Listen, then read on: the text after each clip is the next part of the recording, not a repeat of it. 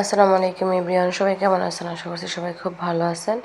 আজকে আমি নিয়ে হাজির হয়েছি ভীষণ মজার একটা আচারের রেসিপি। এটা খিচুড়ির সাথে খুবই মজা করে খাওয়া যায়, মাংস লাগে না এবং ডিম ভুনা বা ভাজিও লাগবে না। এটা কমপক্ষে 2 বছর আপনারা সংরক্ষণ করে রাখতে পারবেন। আমি যেভাবে তৈরি করেছি, এটা পেঁয়াজ দিয়ে তৈরি করতে হয়। আর এটার কি পরিমাণ মানে শুকাতে হয় আর কিভাবে এটা তৈরি করতে হয়, এই রেসিপিটি না দেখলে কিছুই বুঝতে পারবেন না।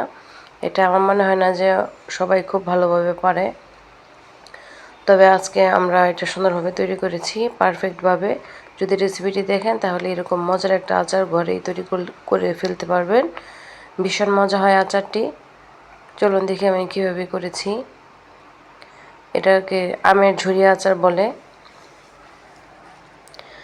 আর তার জন্য এখানে আমি কিছু আম নিয়েছি। আমটা একটু বেশিই লাগে, যেমন ধরেন 5 কেজি আম বা 2-3 কেজি আম আপনারা এইভাবে সুন্দর করে ঝুরি করে নেবেন। আগে যতটা চিকন করা সম্ভব এইভাবে ঝুরি করে নিয়ে তারপর এটা রোদে শুকাতে হবে। আর আগে প্রথমে আমগুলো ভালোভাবে ধুয়ে নেবেন।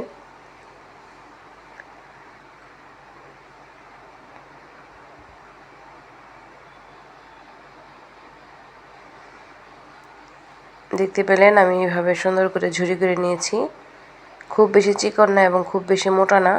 আর একটা বড় একটা আছে প্লেটে আমি তেল ব্রাশ করে নিচ্ছি। তারপরে আমি সেই আমগুলো সুন্দরভাবে আস্তে আস্তে রোদে শুকাতে দিব। এটা হাইস্ট একটা রোদ লাগবে, একটা রোদ পুরা লাগে না, অর্ধেক রোদ হলেই হয়। একটু পাতলা করে দিয়ে নেবেন।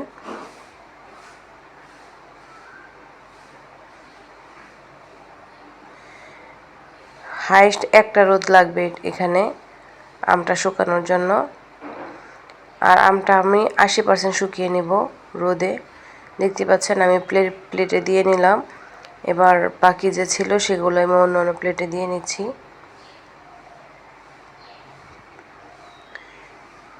এবার একটা রোদ দেওয়ার পর চলে আসলাম।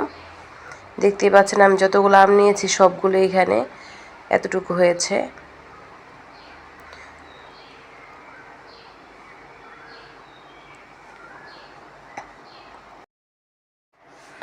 আর একটা বয়মে আমি আগেই তেল এবং রসুন এবং শুকনো মরিচ দিয়ে নিয়ে রেখেছিলাম এবং রোদেও দিয়েছিলাম। সেটা এখন নিয়ে আসলাম ওটা রোদ থেকে। আর এদিকে আমি যে ঝুরি করে রোদে দিয়েছিলাম আর এই তেলের মধ্যে আমি এটা দিয়ে রেখে দেব। যেহেতু এখানে আমার আরও কাজ আছে, তার জন্য এটা যেহেতু রোদে শুকানো হয়ে গিয়েছে, তার জন্য এখানে আমি তেলের মধ্যে দিয়ে দিব আগেই। এখানে আমার আরও আম দিতে হবে, এটা একদম কমে যাবে। এটা আপাতত আমি তেলে দিয়ে নিচ্ছি। এটার কাজ শেষ, মোটামুটি শুকানো হয়ে গিয়েছে। এখানে আপনারা আরেকটু কম রাখবেন। আর আমার প্রচুর রোদ ছিল, অতিরিক্ত রোদের কারণে বেশি শুকিয়ে গিয়েছে। আর একটু কম হলে ভালো হতো, আমার শাশুড়ি তাই বলল। আর এই তো আমি তেলের মধ্যে দিয়ে নিচ্ছি। আর তেলে দিলে তেল একদম তেলের ভিতরে ঢুকিয়ে দিবেন। আবার আগলা কিছুটা যেন উপরে না থেকে যায়, তেলটা উপরে ভাসবে, এরকম পরিস্থিতিতে রাখতে হবে।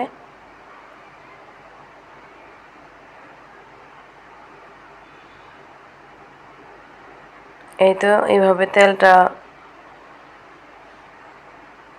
আমি উপরে উঠিয়ে দিলাম। আর আমটা নিচে দিয়ে নিলাম, তেলের ভিতরে ঢুকিয়ে নিলাম। এভাবেই রাখতে হবে, তাহলে আবার নষ্ট হয়ে যেতে পারে। আর অবশ্যই এই বয়ামটা তেল এবং রসুন দিয়ে আপনারা সুন্দরভাবে রোদে দিয়ে নেবেন।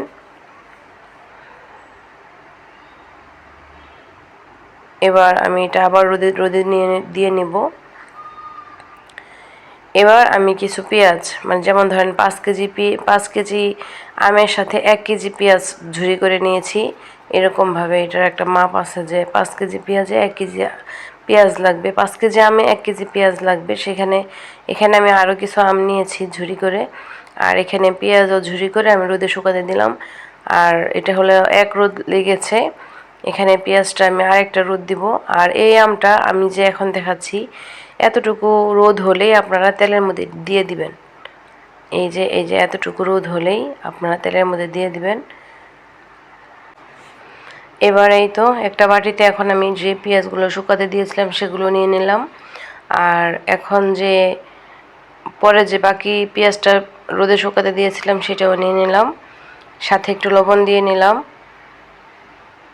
এবার সবগুলো একসাথে আমি ভালোভাবে মিশিয়ে নেব। লবণ, পেঁয়াজ এবং আগে পরে যত আচার আমি শুকাতে দিয়েছিলাম বা বয়মে নিয়েছিলাম সবগুলো একসাথে নিয়ে ফাইনভাবে তেল দিয়ে একদম মাখিয়ে নিতে হবে। এবার হাত দিয়ে লবণ দিয়ে আগে মাখিয়ে নিলাম। এবার আগের দিন যে আমি রেখেছিলাম বয়মে সেটা আমি ঢেলে দিচ্ছি। আর এটা কিন্তু পরের দিনের রোদের গুলা। এখন আমি সব একসাথে করে নেব।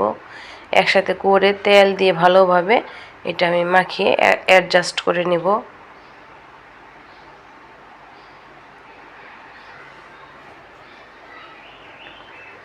এবার যতটা সম্ভব সুন্দরভাবে ভালোভাবে মিশিয়ে নিতে হবে পেঁয়াজটা এটার সাথে।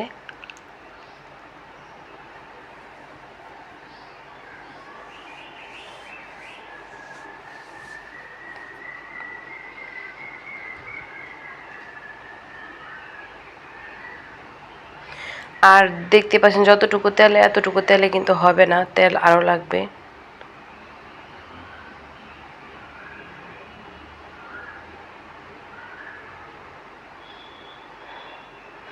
আমি সব আগে ভালোভাবে মিশিয়ে নিচ্ছি, যেমন পেঁয়াজ এবং আগের পরের যত আম ছিল সব একসাথে। এরকম ডিশে ভালোভাবে মিশিয়ে আপনারা পারলে রোদ দিয়ে নেবেন। এটা শুধু রোদেরই কাজ, ভালো রোদ থাকলে আচারটা করে নেবেন আর বছর জুড়ে সংরক্ষণ করতে পারবেন। আর আমি এখন তেল ঢেলে দিচ্ছি, তেল দিয়েও ভালোভাবে মিশিয়ে নেব। আর এই আচারটা যদি খিচুড়ির সাথে একবার ট্রাই করেন দেখতে পারেন, এতটা মজা হয় আমি আর কি বলবো। এটা আমাদের ঘরে সবাই আমরা পছন্দ করি। যদি ধরেন যে সকালে তাড়াহুড়া বা নাস্তার সময় কোনো খিচুড়ি রান্না করলেন, তখন শুধু এই আচারটা থাকলে হয়ে যাবে। মাছ মাংস বা কোনো ডিম বা ডিম ভুনা ভাজি কিছুই লাগবে না। এই আচারটা দিয়ে আমরা ঝটপট কোনো নাস্তা যদি করে খাই তাহলে একদম সহজ হয়ে যায় আমাদের ঘরে যদি এই আচারটা তৈরি করা থাকে। আপনারা অনুরোধ রইল একবার হলো এই আচারটা ট্রাই করে দেখবেন। মানে এটা তো কতটা স্বাদ হয়, যত দিন যায় এটার স্বাদ ততই বেড়ে যায়। এতটা মজার একটা আচার এটা। কিন্তু এটা বানানোর সাথে সাথে খাওয়া যায় না, এটা ভালোভাবে প্রপারভাবে সুন্দরভাবে একটু মানে রোদটা ভালোভাবে দিয়ে নিতে হবে। মানে আচার আম এবং পেঁয়াজটা একদম মজে যাবে এমনভাবে রোদ দিতে হবে।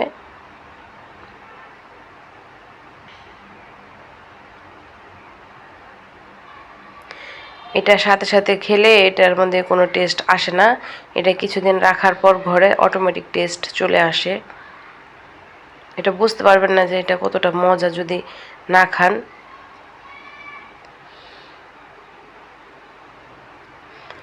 এটা আমি খুব সুন্দরভাবে একদম অ্যাডজাস্ট করে নিলাম সব কিছুর সাথে, তেলের সাথে।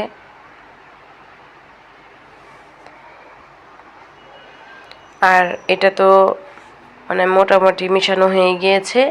এবার দেখতে পাচ্ছেন যতটুকু তেল আছে এখানে আমি বয়মে ভরে এইভাবে একবার রোদ দিয়ে নেবেন, ছড়িয়ে মাঝে মাঝে এটা নাড়াচাড়া দিয়ে নেবেন।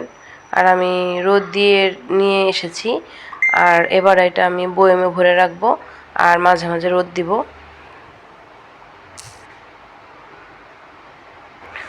আর এই তো বয়মে ভরার পর আমার সেই আচারটা, এটাই আমি 2 বছর রেখে খেতে পারবো। এতটা মজার একটা আচার হবে আর কোনো নষ্ট হবে না। দেখতে পাচ্ছেন তেলটা এইভাবে একদম ডুবিয়ে দিবেন যেন আচারের এক অংশ মানে উপরে না থাকে, সব যেন একদম তেলের ভিতরে থাকে। আর রোদ দিবেন মাঝে মাঝে, হয়ে যাবে। আর সব সময় রোদ আপনি যদি প্রথম ভালোভাবে রোদ দিয়ে ফেলেন তাহলে আর সারা বছর রোদ দেওয়ার প্রয়োজনও পড়বে না। শুধু প্রথম একটু প্রপারভাবে রোদটা দিয়ে নেবেন 3 থেকে 4 দিন বা 5 দিন, তাহলে আপনার আচারটা একদম পারফেক্ট হয়ে যাবে আর কোনো নষ্ট হওয়ার সম্ভাবনা থাকবে না। আশা করছি ভিডিওটি আপনাদের কাছে ভালো লেগেছে। যদি ভালো লাগে একটা লাইক দিন। আর নতুন যারা আছেন আজকে প্রথম ভিডিও দেখতেছেন প্লিজ সাবস্ক্রাইব করে বেল আইকন অন করে রাখতে পারেন। আমার যে সহজ সহজ রেসিপিগুলো আপনাদের কাছে যেন সহজে পৌঁছে যেতে পারে।